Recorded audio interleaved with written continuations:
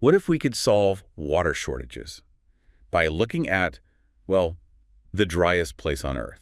Oh, that's a thought, isn't it? It might sound a little crazy, but that's exactly what this project, Symbiotic Survival Skin, is all about. It imagines this future where we're getting drinking water from the air. From thin air. Yeah, from thin air. Wow. And get this, it's all inspired by how life, survives in the Atacama Desert. So instead of just seeing the Atacama as this empty wasteland, Right. it's almost like a model Yeah, for how we can survive Right. in the future when resources are scarce. exactly. And it's this designer, Elena Villarreal, Mhm. who's kind of spearheading this whole thing.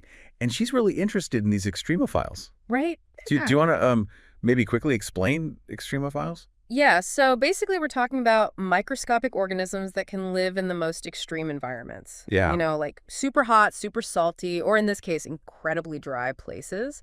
It's like the kinds of places where you think nothing could live. Right, but they manage. We thrive, yeah. And Villarreal's design, it's really about, mimicking how they pull moisture from the air.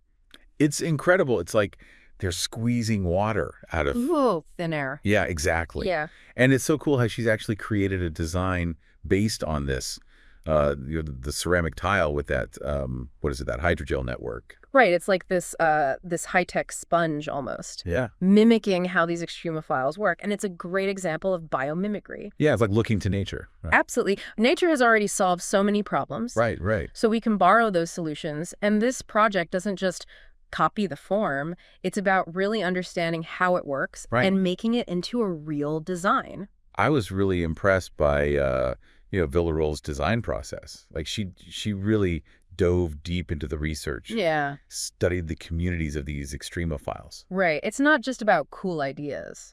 It's about, can this actually work? Right. And that's what makes the speculative design so compelling.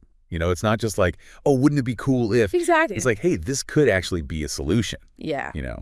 And I thought it was interesting, her background growing up in rural Chile, where it's kind of stark. Right, those landscapes. Yeah, and there's this unique biodiversity. I Yeah, feel like that really informs her work. It definitely connects. You see that resilience in those environments. Yeah. Right?